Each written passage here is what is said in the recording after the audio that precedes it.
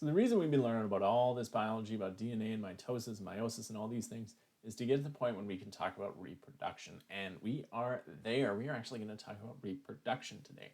And I know this may weird you out and you may think, oh, I don't want to talk about reproduction, but we're going to start simple and we are going to talk about flowers. So we're going to be talking about plants. We're going to talk about how do plants actually reproduce.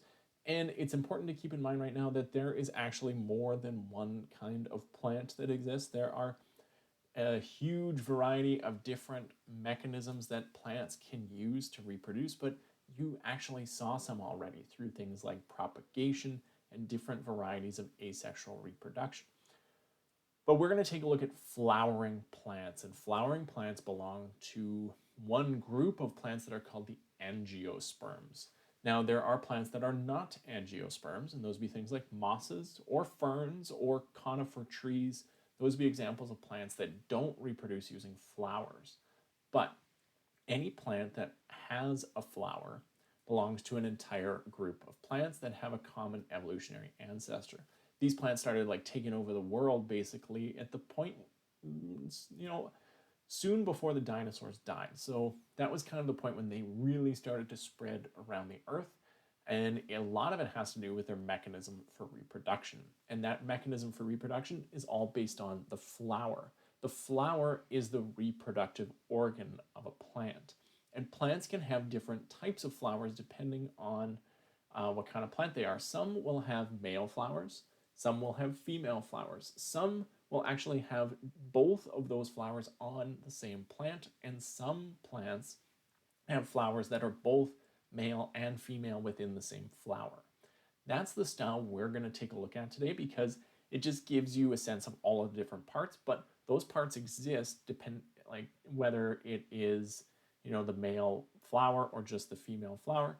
It's just that they have the certain parts that are required. So what we're going to do is first of all take a look at the anatomy of a flower, because remember, anatomy determines physiology. It determines how it's actually going to work.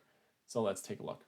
So this is my beautiful drawing of a flower. I know you may be laughing. Don't laugh at me. I'm not good at drawing, so just go with it. This is just what the flower looks like, okay? And in this flower, we're going to have both male and female reproductive organs. And we're going to take a look first at the male reproductive organs because they're a little bit simpler in the plant. And so up at the top here, this structure that you see right here, there are several of them because there's always several of them. This is called the anther. And the anther has one main job, which is to make pollen. Now, the reason that pollen is so important is because pollen is essentially carrying the male reproductive cells. So think back to meiosis. We need to be talking about gametes. And so that means male reproductive gametes are captured inside of the pollen. That means there's sperm inside of the pollen. So what is pollen? Well, pollen is a very, very tiny microscopic little capsule that's just carrying some sperm. Typically, these have different shapes for different species, and we can actually identify things like what kind of plant released that pollen, but they also tend to have little barbs and little structures on them to help them actually attach onto things. Okay, super cool side note, we actually know when the dinosaurs died, it was between the flowering of the lotus and the flowering of the lily, because of pollen that we found inside of the boundary layer where went from the catastrophic event when the dinosaurs died. And we do that because the pollen is still there, so we can actually identify it and we can see what was flowering at that time. So we know it was basically springtime when the dinosaurs died. Pretty crazy. Okay, but that's what's happening inside of the pollen. The pollen contains the sperm, and the anther actually creates the pollen on the inside, and then eventually it's going to make so much pollen that it's going to like open up, and that is going to allow that pollen to actually be released and sometimes be caught on things, be blown around by the wind, because it is tiny, really, really small. Okay, it is held up by a structure that is called the filament. And so the filament is just to hold the anther higher. It needs to be, the pollen needs to be captured by the wind or by other animals, and so it needs to be held up as high as the plant is willing to make it so that it can actually be captured by things. These together, the anther and the filament, make up the male reproductive structure of the plant, which is called the stamen. So the stamen is what actually carries all of the male reproductive structures, and those would be the anther and the filament. So the male reproductive part of a plant is actually pretty simple. It is just those two structures, all focused on making as much pollen and filling it with sperm as it can, because the plant wants to spread its sperm as far as it can go. It wants to try and reproduce as much as it can, and so that is why it does this. Now, plants also have mechanisms to make sure they do this at the same time. Plants have an ability to communicate with each other. They just do it usually through chemical signals in the air, and those chemical signals in the air, or possibly even things like light and timing of day and night, can trigger to the plant that it is time to reproduce. And so it will actually release its pollen at a very specific time based on its communication with other plants. That is the male reproductive parts of the plant, but let's talk about the female reproductive organs of the plant for a second. So the female reproductive organs are typically right in the center and are a very large structure that is made out of 3 separate pieces. So the very top of this structure is called the stigma. And the stigma is often a very sticky, tacky surface that is used to capture the pollen. Below that is this large section that is a large tube, and that is called the style. So the style is really there to hold the stigma even higher. And at the bottom is the ovary.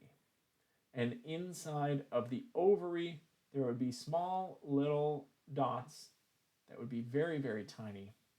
And those would be the ova, which we would know better as eggs.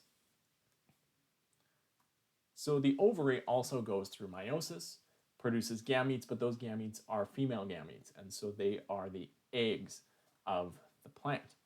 And so all of these things together, the stigma, the style, and the ovary, they make up the female part of the plant, and it is called the pistil. So it's not like a gun pistol, it's actually spelled differently. But that is the stigma, the style, and the ovary. They are the female part of the plant called the pistil. So now that we know the structures, what we can take a look at next is the actual process and start to learn how does a plant that has flowers actually go through the process of reproduction. And the first thing that we should probably mention here are the things that actually help with reproduction. And those would be things like bees, birds, bats, ants, all sorts of different creatures, and sometimes even the wind that help the plant carry out this process. You see, animals are attracted to flowers for many reasons, but they are all trying to get there for what the plant is producing, which is called nectar. Nectar is a sugary liquid that flowers secrete for the sole purpose of attracting things like bugs and birds and bats and all sorts of different things. And it's doing this because it wants to get them to have pollen attached to them. So bees actually go to flowers because at the very base of the flower is nectar. And the nectar is signaled to them through smells, but also using the petals. The petals give off bright colors. They also give off colors that only bees or birds or whatever specific animal they may use can see. And by doing this and combining it with a smell, it attracts what we call pollinators. Pollinators go from one plant to the other, picking up the nectar, but in doing so, get covered with pollen. And then when they travel to another plant, they will actually aid in the process of reproduction. And to understand this process, really we need to take a look at the female structure, the pistil. You see, the pollinator is going to come in coated with pollen, and that's why the anthers stood so high using the filament, is to make sure that whatever animal is trying to get the nectar out of the bottom of the plant is going to rub against the anther on its way. When it does that, it will pick up pollen and then move on to another plant. And if the plant is the same species, then the pollen can actually stick to the stigma and use some of the sperm that was on the inside to start growing a tube. This tube is called a pollen tube.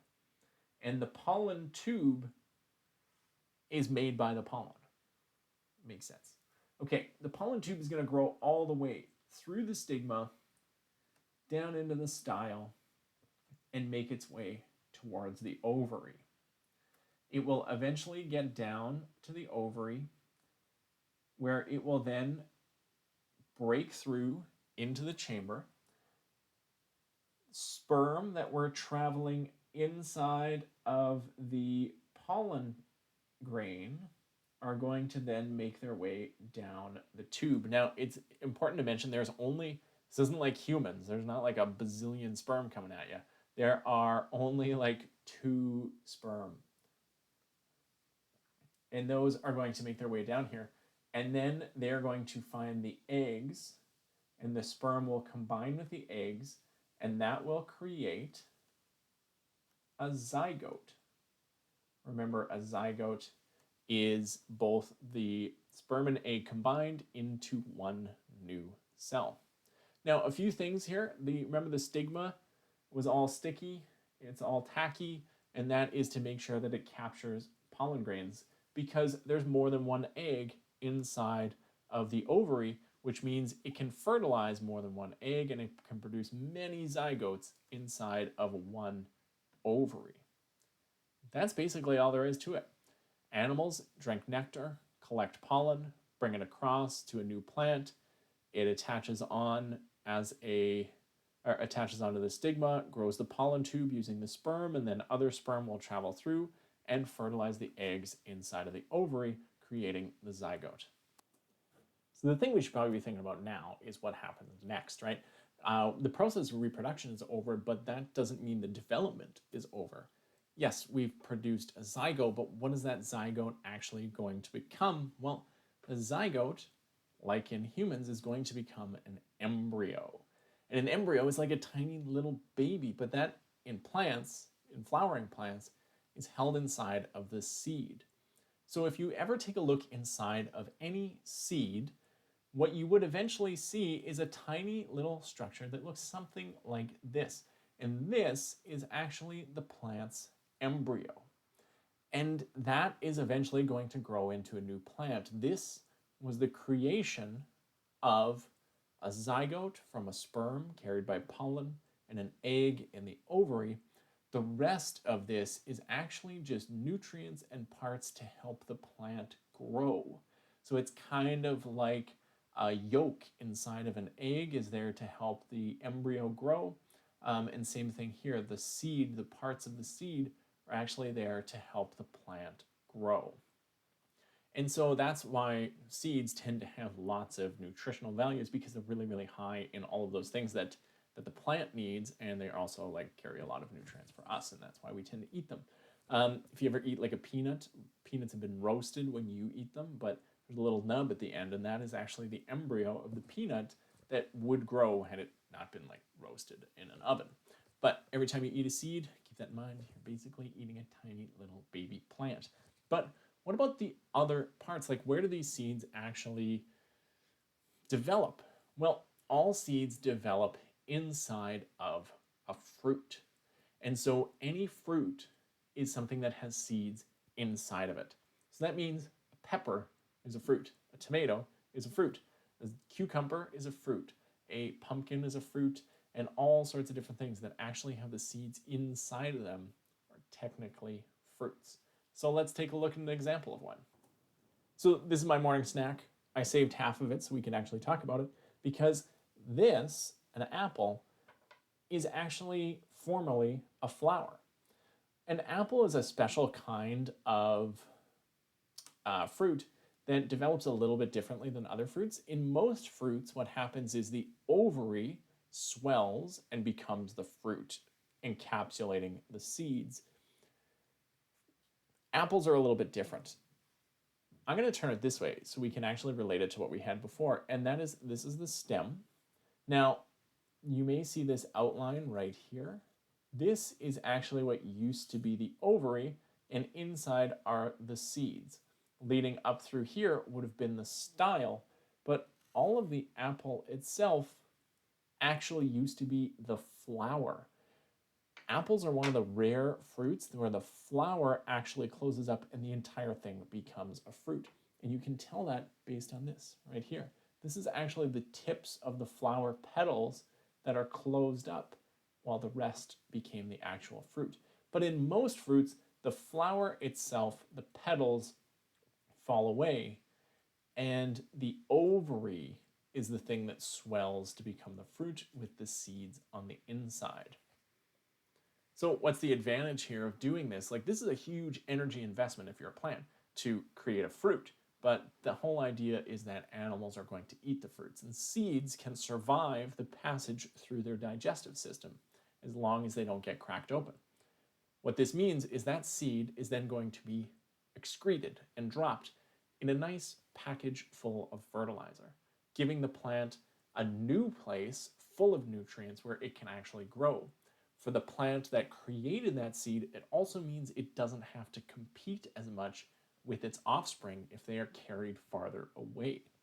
And so this is how plants reproduce, at least when it comes to flowering plants.